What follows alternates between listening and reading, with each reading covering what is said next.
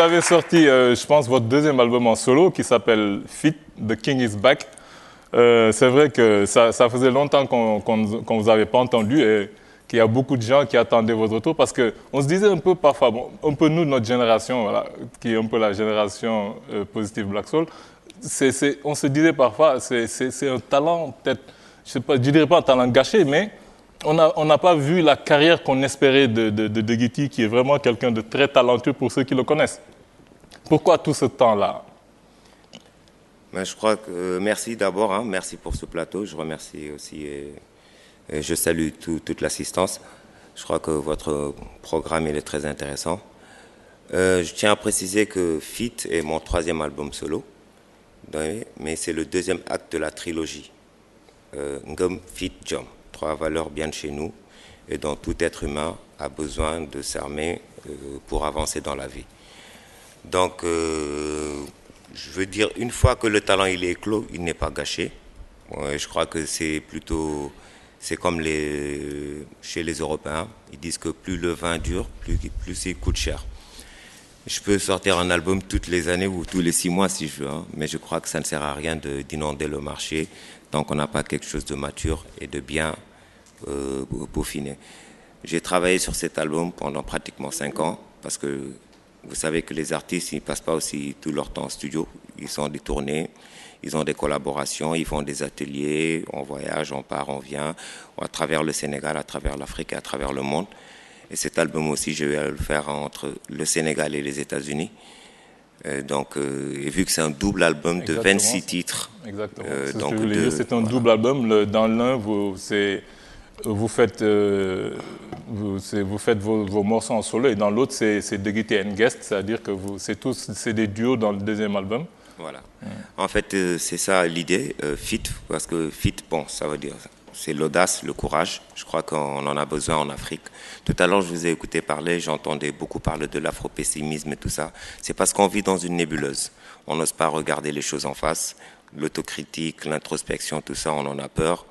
Donc, parce qu'on n'aime pas voir les choses en face et affronter la réalité. Et tant qu'on vit dans cette nébuleuse-là, ben, c'est même pas vivre, c'est survivre. Hein. L'Afrique dont nous rêvons, on la verra jamais. Il n'y aura pas les États-Unis d'Afrique. Il y aura même pas de fédération africaine. Et les Occidentaux sont fautifs, mais nos prédécesseurs aussi, en tout cas une très bonne partie, ils sont tous fautifs. Ils sont très fautifs. Ils ont dilapidé les biens, les ressources et les valeurs surtout de l'Afrique pour leurs propres intérêts. C'est-à-dire qu'aujourd'hui, le jeune Sénégalais, le jeune Africain, ils ne se connaissent pas.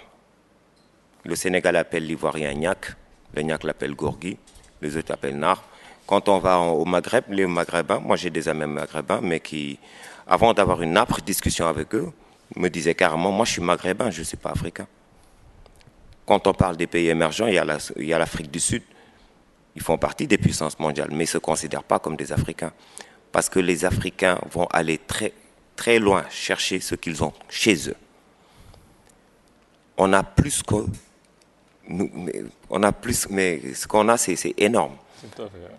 C'est énorme, mais on développe un complexe d'infériorité. Vous en parlez un peu dans votre morceau « On n'en veut plus ». Donc là aussi, vous dites que vraiment, on n'en veut plus des colons qui reviennent un peu et avec la complicité peut-être des chefs d'État africains. On a beaucoup parlé de la France-Afrique récemment, avec les mallettes qui... La France-Afrique. La France qui cherche le fric en Afrique. Donc c'est la France-Afrique. Moi, c'est comme ça que je l'appelle. Je veux dire, les colons, une partie est partie, mais l'autre, elle est bien ici.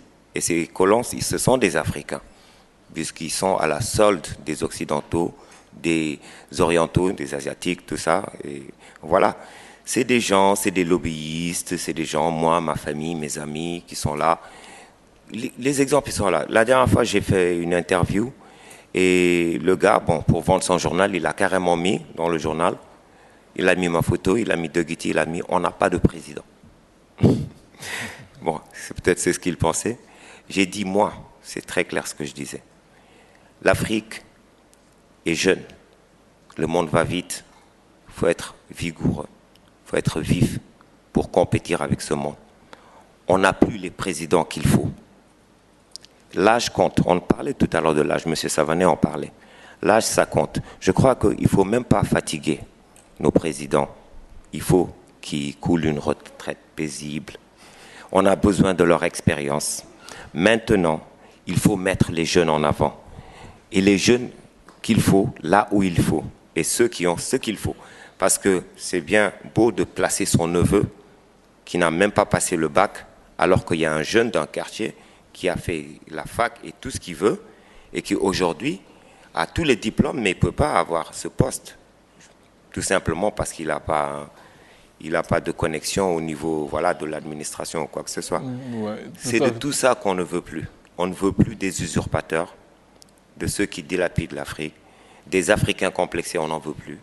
On ne veut plus de ces gars qui viennent prendre nos ressources parce qu'ils n'ont plus rien chez eux. Aujourd'hui, le lébou est fatigué, il ne peut plus avoir de poissons parce que les gros bateaux sont au large, ils prennent tout. On n'a plus de diamants, on n'a plus d'or, on n'a plus rien. Et même le Sénégalais d'ici, le jeune, il préfère vraiment la culture musicale ou cinématographique occidentale à celle de son pays. Donc il y a un gros problème. Il y a un morceau que j'aime bien dans l'album parce que qui est très bien écrit, mais c'est vrai que tout l'album est très bien écrit, je trouve, moi. C'est Mayday, c'est-à-dire vous parlez des enfants de la rue, vous parlez... Ça aussi, c'est une responsabilité africaine aussi. Nous sommes très, très responsables peut-être par rapport à ça. Oui, tout à fait. Nous sommes tous responsables. Hein. Moi, vous, je le dis dans le troisième couplet, moi, toi, lui, elle, sommes tous concernés. C'est pieux de prier, mais suffit-il juste de se prosterner. Donc, il faut passer à l'acte. Je crois qu'aujourd'hui, c'est des gens... Par exemple, monsieur a parlé des fous tout à l'heure, des déficients mentaux, mais on les appelle des fous. Il y a des gens qui sont ici et qu'on rencontre qui n'ont pas les moyens, mais dès qu'ils viennent vers nous, on les fuit, comme s'ils avaient la peste ou le choléra. C'est vrai qu'à force de leur donner, on les maintient dans la rue, on ne les aide pas. Mais nous, les citoyens, nous comme ça, nous qui passons, on ne peut pas être insensible à ça, on ne peut pas ne pas donner. Et s'ils n'étaient pas là, on n'aurait pas à les maintenir dans cette rue-là. Pourquoi ne pas les prendre en charge? C'est bien beau de faire, j'attaque personne, mais de faire des grosses manifestations ou pour des jeunes, pour certains centres privilégiés ou ceci ou cela, dépenser des millions là-bas, alors qu'il y a des centres qui sont dans des quartiers, mais vraiment, déjà, je dirais des quartiers malfamés parce que c'est des quartiers très, très dangereux. Et là, par exemple, je pense au centre Talibou Dabo. Je ne suis pas ici, ça me vient comme ça en tête. J'y suis allé plusieurs fois. Il y a des enfants qui ont des problèmes, mais c'est comme si ils étaient oubliés. Moi, j'y vais chaque année, histoire de faire un geste. Je vois d'autres artistes aussi qui le font. Mais bon, je crois que le petit bal des enfants, c'est beaucoup plus important. Pourquoi? C'est parce qu'il y a un problème social. Je crois qu'aujourd'hui, il faut rééquilibrer et savoir c'est qui les patrons. C'est le peuple le patron. Un président, un ministre, même un musicien. Le musicien, ce n'est qu'un député ou un ambassadeur culturel. Hein. Le président, tout ça, c'est tous des employés. C'est le peuple qui est le patron. Donc ça, il faut qu'on se rappelle de cela. Ouais. Tounkara, je pense que vous avez écouté l'album. Oui, moi je trouve que c'est bien écrit et puis les rythmes sont là. Et ces duos que vous avez fait avec Youssou N'Dour, avec Kumba Gawlo, avec Omar Pène, tout cela montre que vous voulez avoir un ancrage sénégalais très fort. Moi, je trouve que les rappeurs, ce qu'ils font, c'est bien. Par exemple, vous répondez directement à Sarkozy. Nos présidents ne peuvent pas le faire. Il faut bien qu'ils mettent des gants parce qu'il y a quand même des réalités à un certain niveau qu'il faut savoir gérer. Mais vous parlez de façon directe et sans circonlocution. C'est important. Mais moi, mon souci, il est double. Hein. D'abord, ce rap, c'est une musique américaine. Hein. Au début, le rap est plus ou moins importé. Est-ce que c'est le meilleur vecteur pour faire passer votre message? Est-ce qu'il ne pourrait pas y avoir de la créativité qui amènerait quelque chose qui soit proprement africain, hein, et qui donnerait beaucoup plus d'envergure? Et la deuxième préoccupation, c'est justement ça. Moi, je ne vois pas aujourd'hui des gens qui commencent à faire le bien ou qui s'interdisent de faire le mal parce qu'ils ont écouté De Guitti. Je ne vois pas ça. Je ne vois pas de jeunes qui me disent oui, moi, De Guitti a fait passer tel message, j'ai écouté ce message et j'ai commencé peut-être que vous à n'en avez l'appliquer. pas vu, mais peut-être que ça existe. Hein? Il va faire un C'est sondage. ça que j'ai dit. Ouais. J'ai dit, je n'ai pas vu. Donc, est-ce que vous, à votre niveau, quelle appréciation vous avez? D'accord. Je vais d'abord répondre à la première question. Vous savez, des fois, on a des choses que nous, comme je dis, nous avons quelque chose ici, en Afrique, que l'Américain n'a pas, que l'Européen n'a pas. L'Américain, par exemple, vous allez à Brooklyn, le gars, il parle de Brooklyn, il n'est jamais sorti de Brooklyn, il ne sait pas ce qui se passe dans le Bronx, tout ça. Donc c'est me, myself and I, my family, my this, my that, my car, voilà. Toute sa vie, c'est ça, il va rapper que de ça. En France, le gars, il va te parler de Sarcelles, ou bien il va te parler de, voilà, son quartier de Trappes, ou 93. Voilà, 93, voilà, tout cela. 9-3. Et il rappe qu'en français. L'Américain, il rappe qu'en anglais. Nous, on est plus fort qu'eux. On rappe en Wolof, en français, en anglais, en poulard, en saucé, en diola, en sérère. Nous sommes polyglottes et universels. Si on veut donner cette image d'une Afrique qui maîtrise vraiment ce qui se passe dans le monde, qui est à la hauteur, qui peut s'en sortir et montrer une image positive, constructive d'une Afrique qui est à l'heure du monde, je crois qu'il ne faut pas hésiter à le faire. Le rap africain, je crois que c'est péjoratif. Le rap est africain. Il n'y a que le nom qui a changé. C'est le Tarouran. Le hip-hop, par contre, parce que beaucoup de gens ne savent pas ce que c'est que le hip-hop et ce que c'est que le rap. C'est comme quand on dit rastafarisme et reggae. Le hip-hop, c'est une culture. Le rap, c'est une musique. Le hip-hop, on a le breakdancing, on a le tag, les graffitis, on a street poetry, les gars qui font de la poésie de rue. Et tout cela, jusqu'au cinéma aujourd'hui. Il y a le vestimentaire, il y a les eaux de Cologne et tout cela. Tellement c'est devenu une industrie qui rapporte des milliards de dollars aujourd'hui. Il n'y a que les plus talentueux qui ne s'en sortent pas, c'est-à-dire les Africains. On a beaucoup plus de talent parce que c'est inné, c'est là, le rythme il est là, il ne l'a jamais quitté.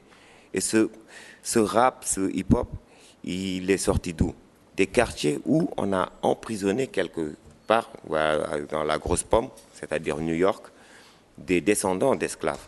Donc peut-être un cousin à vous ou un petit-fils à M. Savané, voilà, et tout cela, qui sont là-bas, c'est eux qui se sont imposés. Aujourd'hui, c'est plus une histoire de barrières. Il faut briser les barrières, avancer. Il y a, je ne dirais pas un réseau social, il y a un réseau mondial. Il y a une interaction, il y a interactivité. Les gens, ils se connectent avec la technologie et tout ça. On ne peut pas dire je fais du rap africain, je vais parler de mon village, du bœuf que j'ai tué hier et du sacrifice que j'ai fait à mon truc pour l'Indop. Non, ça intéresse qui? C'est personnel ça. Je crois qu'il faut faire quelque chose qui puisse servir à tout le monde. Diffuser des messages. Nous, dès le début, dans notre musique du temps de Positive Black Soul, pourquoi? Partout où on partait, on remportait des prix de meilleure prestation. Dans tous les grands festivals du monde, pratiquement, on les a fait. On a remporté je ne sais combien de trophées parce que nous étions originaux. On venait on s'habillait en tradi moderne, c'est-à-dire pantalon, jean, basket, mais un boubou africain. On avait un joueur de djembé, un joueur de kora, et un DJ et des danseurs. Et on leur proposait ce qu'aucun groupe ne proposait pendant le festival. On s'est fait féliciter par Phil Collins, qui est venu au backstage pour nous voir parce qu'il n'avait jamais vu ça. Alors que moi, j'ai toujours été fan de lui. J'y croyais pas. Je me disais, est-ce que c'est pas un sosie? Mais après, il s'est avéré que c'était lui. Mais concrètement, par rapport à ce qu'il dit sur l'influence que vous avez sur les jeunes ou pas?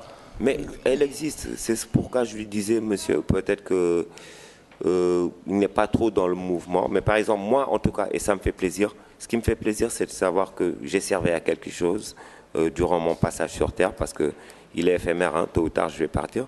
Mais j'ai rencontré des gens qui m'ont dit, mon frère, ou Samadom, Yaudé, la première dame que j'ai rencontrée après, par exemple, le morceau Wadjour, elle m'a dit, Samadom, bi mu seetaane ce clip bi dafa ñëw baalu ma comme ni ngeen ko defee ci vidéo bi. Elle me dit, ah, là, je joue un rôle d'assistance sociale. Alhamdulillah, j'ai été un bon conseil. Et beaucoup d'autres choses. On reflète l'état d'esprit des Sénégalais. Depuis, ceci n'est pas normal. Notre morceau, du Deug du Yon, ceci n'est pas normal. Courant est coupé, d'or est coupé. Ça fait combien d'années? Ça va faire 20 ans. Et le problème, il persiste. C'est-à-dire, il faut voir les choses en face, il faut écouter. C'est vrai que nous sommes dans une période où les gens, ils écoutent beaucoup plus tout ce qui est strass, bling bling, voilà, show et voilà. Mais les réalités, c'est que bon, Dakar, c'est pas Las Vegas. Il n'y a pas de stars au Sénégal. Il y a des célébrités, mais pas de stars. Les stars sont à Hollywood. Oh, moi, je vais vous dire une chose. Tu as eu à le dire tout à l'heure. On est la génération positive Black Soul. Moi, je me rappelle quand ils ont fait leur premier morceau. J'ai le même âge que Awadi. Donc, vous êtes vieille, hein? Non, j'ai dit. Wow. Non, c'est pas vieille, mais je veux dire, je suis pas vieille. Lui, il est vieux, lui. Non, mais j'ai dit. Moi, je suis jeune. Non, on est vieux. Moi, je dis tout le temps, on est vieux de. La vieille, c'est dans la tête. Mais ce qui est important pour moi... Notre président dit qu'on a l'âge de ses artères. Et comme lui, il a confiance en ses artères. J'écoute le rap depuis toujours. J'ai des CD de rap. J'écoute parce que pour une raison toute simple, je trouve que c'est une poésie qui dénonce énormément de choses. Quand on voit beaucoup de musique, on n'entend que le son. Il n'y a rien dedans. C'est-à-dire, on chante les vertus de quelqu'un, etc., etc. Alors que dans le rap, on dénonce des choses, on dénonce des réalités. Et c'est ça que j'aime dans le rap de Dougouti ou d'autres chanteurs, d'autres rappeurs dont j'ai les CD chez moi. J'aime ça et j'encourage parce que je me dis, c'est important dans un pays comme le Sénégal que des gens disent là où ça fait mal, avec les mots qu'il faut, parce qu'il faut des véritables... Comme je le dis, je fais un jeu de mots. Il faut de véritables mots, des mots qui viennent du cœur pour soigner les maux de ce pays. Merci. Et je pense que pour moi, le rap... Voilà, le rap, c'est ça pour moi. Pour moi, ça va plus loin que... Il a dit que c'est une musique. Pour moi, le rap, c'est à l'intérieur de moi. J'écoute tout ce qui se passe au Sénégal. J'écoute, mais j'aime bien Dougouti. C'est pas parce qu'il est là que je le dis, mais je l'aime bien. J'aime bien aussi, quand je fais certaines choses, de faire écouter aux enfants ce qui se dit pour leur permettre de réfléchir sur ça. Mais je vais poser une question à Dougouti. Y a-t-il une vie après le rap? Après le rap, est-ce qu'il y a une vie? Oui. Mais bien sûr, ce sera le paradis.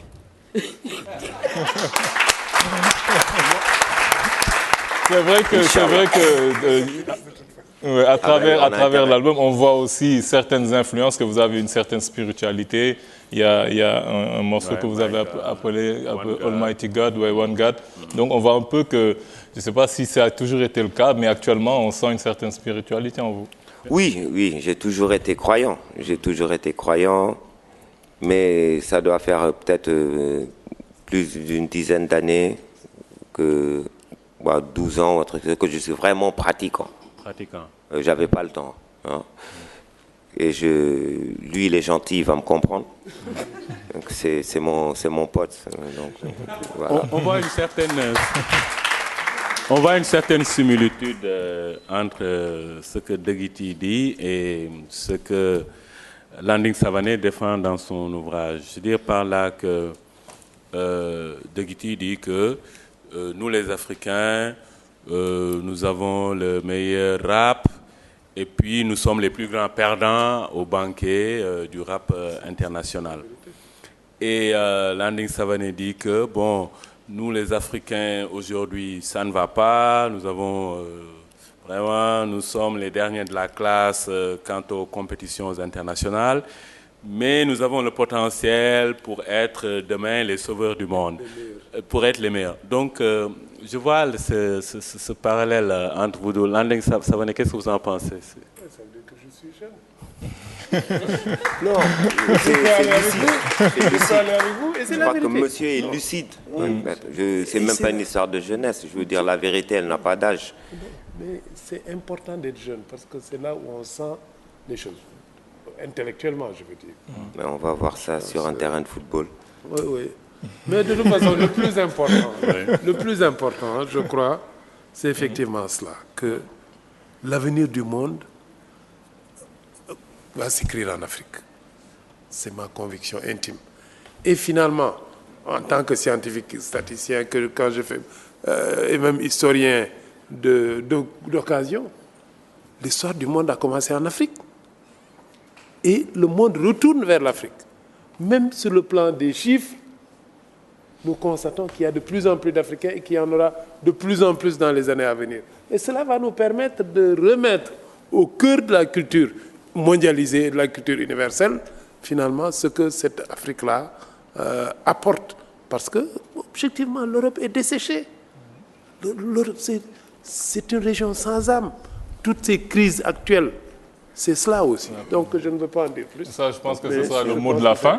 Alors, je voudrais demander quelque chose à monsieur, si vous me le permettez. Oui. Veuillez m'excuser, hein, je vais être très direct. Il faut. Voilà. Moi, honnêtement, je n'ai jamais vraiment cru à la politique. Hein, parce que, pour la plupart des politiciens, c'est pas de la politique, mais c'est une pâle éthique. Hein. Donc, c'est-à-dire, c'est des gens, voilà, tout tourne autour d'eux, c'est du narcissisme, de l'égocentrisme, égoïsme, voilà, c'est moi. Et pour eux, c'est l'art de mentir. Je crois qu'il serait bien pour tous les politiciens, encore ceux qui sont encore lucides, de faire savoir aux jeunes de ce pays ce qu'ils représentent. Pas les inciter à la violence. Oui, il s'est passé beaucoup de choses ici, hein, à Dakar, un peu partout. D'ailleurs, dans ce clip, on n'en veut plus, c'est ce que je montre un peu. Je crois que ce n'est pas en détruisant ou en sapant le moral, en détruisant les valeurs et de l'Afrique et en sapant le moral des Africains qu'on pourra voilà, tout régler. Mais je crois qu'il faut galvaniser les jeunes et il faut tenir un discours franc. Il faut tenir un discours franc, il faut leur dire les choses telles qu'elles sont. Là où ça fait mal, ou quand on sait que là, ça va... C'est ce qu'ils ont fait les Chinois. Et je crois qu'ils ont suivi le raisonnement de Confucius. Exige beaucoup de toi-même, attends peu des autres. Moi, je dirais, exigeons beaucoup de nous-mêmes, attendons rien des autres, parce qu'on a tout ce qu'il faut. Maintenant, celui qui veut venir se procurer certaines choses en Afrique, il paie le prix. C'est tout.